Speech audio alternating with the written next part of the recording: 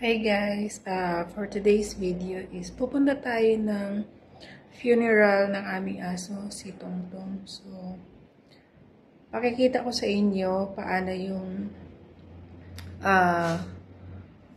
yung ceremony ng aso dito pag namatay. So, see you later guys, and bye for now. So, ito na guys, dito na tayo sa room kung saan si Tongtong. So, ayan yung higaan niya.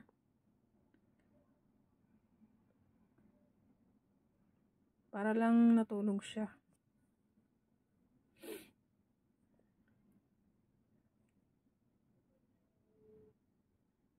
Yun yung nanay nung aso. Sobrang ano din sa akin, sobrang masakit kasi 10 years ko din siya inalagaan. So, ito po yung ritual or paraan ng pag-cremate ng aso dito sa Hong Kong. So, may viewing siya, final viewing. Yung nilalagay po dyan sa sa parang altar is yung pagkain, flowers, yung mga paborito niyang pagkain.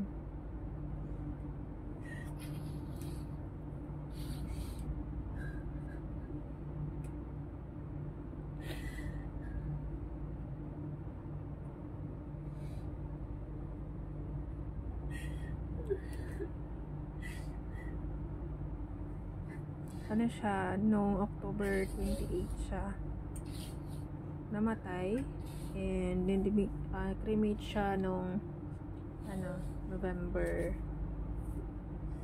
something, November.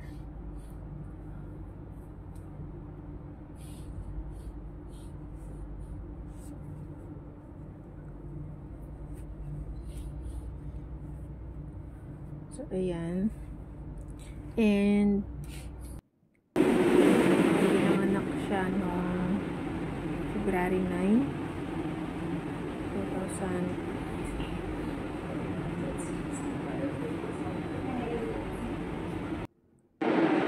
So, ayan, nilipat na siya dun sa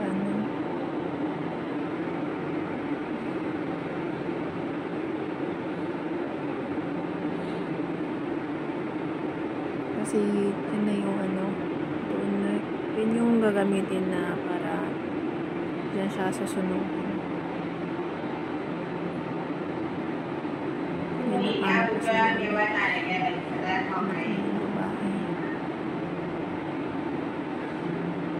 Yinan niya yung matandang babae. So, pangalawa ko na to. Nung first, yung sumama ako dito nung namatay si Pao, yung tatay nila. So, ayan, mga pagkain po yan na paborito niya. So, isasama yan sa pagsunod or pag-cremate.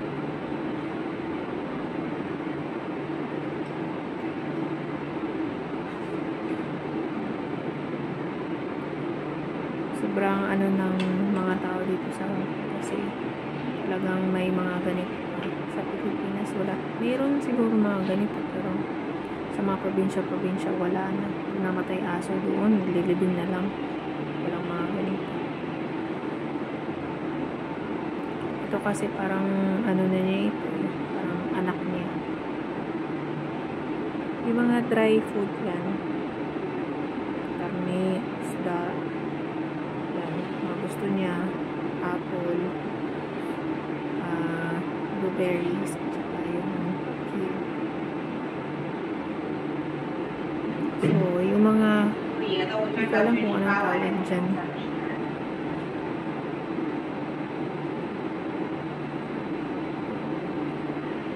Tapos may mga flowers. Sasama din yan sa pagsunog.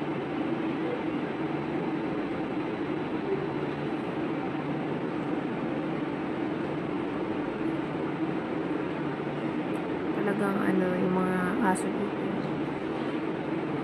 Parang treasure talaga nila. Tapos, alam mo. 另外，今晚將帶嚟嘅花花咧放喺紅紅身邊啦。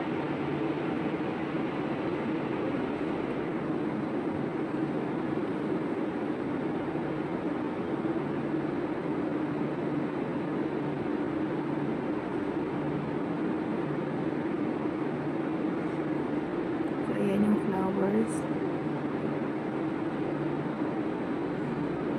Ipapakita ko lang sa inyo paano yung ano dito. Yung parang ritual ng mga aso.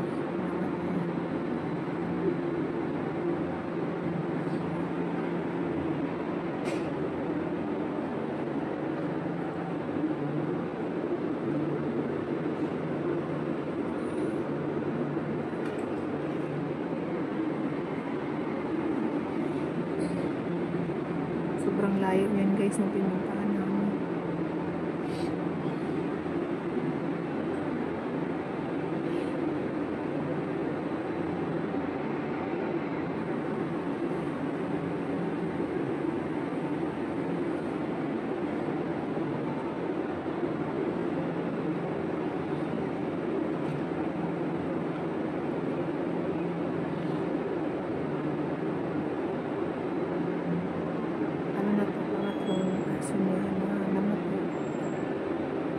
Isa na lang na to.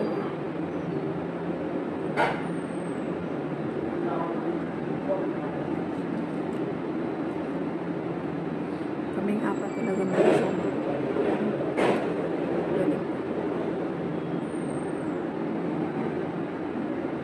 Sinasama niya ako yung may ganito.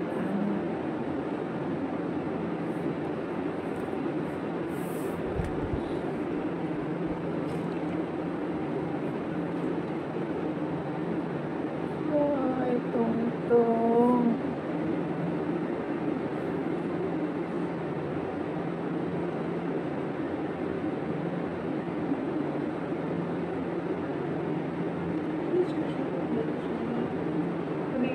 Lahat kami dito umiyak nung inano na siya.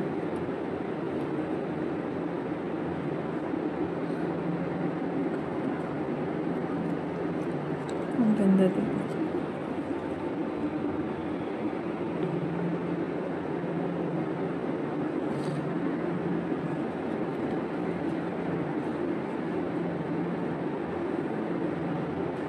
Babae kasi ito siya.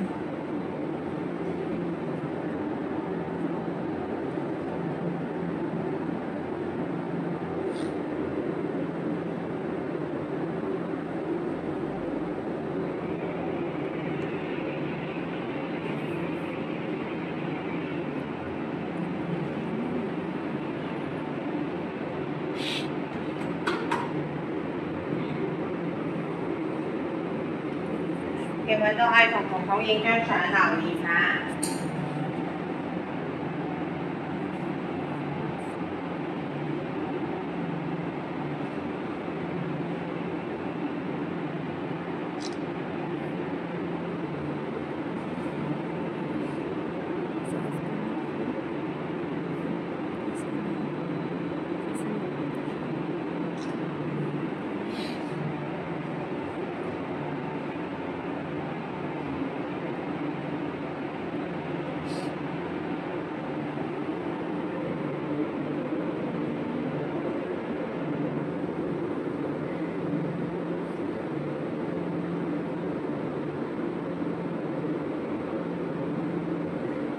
嘅位，彤彤要走㗎啦。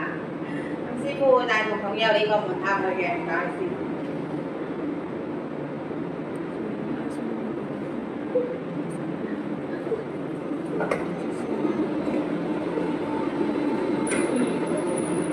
咁有幾位客咧，我嚟幫你睇呢邊。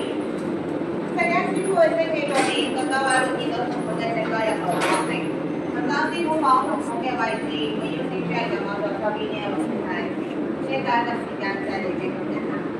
大概10點鐘就會起床，洗咗房之後，師傅就會乾燥住先會正式開始啦。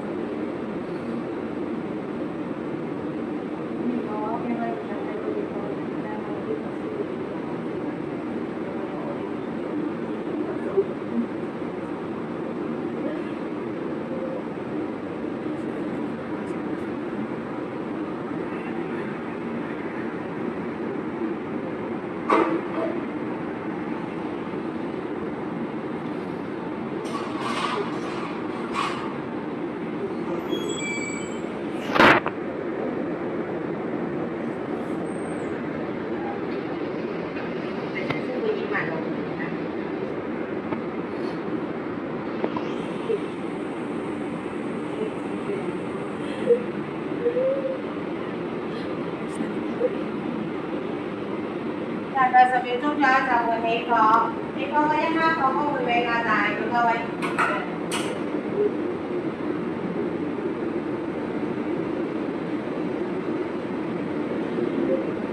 師傅而家會翻上路部儀式就正式開始咗，嘅話可以落房間嗰邊休息下。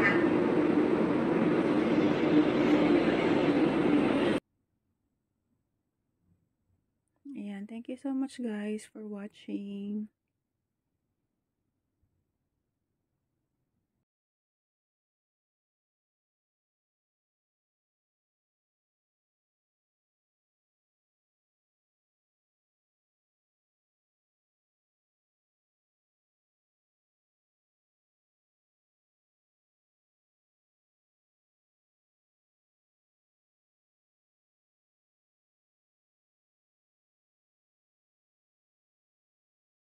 Napapakita ko sa inyo mga souvenirs ko.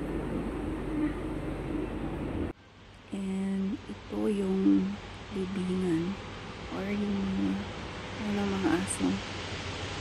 Lahat po yung mga aso na namatay na. So dyan nilagay ng mga may-ari.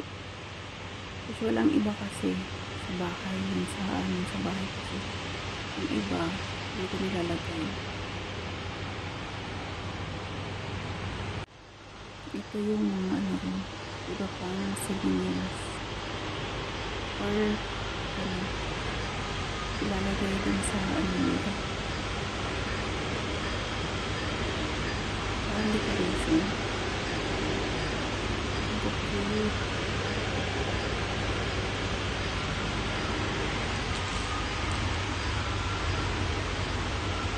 So after ng days, ito na siya, nasa bahay na. Welcome home, Tongtong. Ang ganda-ganda naman ng Tongtong namin. So, ayan. February 9 yung birthday niya, 2008. So, namatay siya at October 28.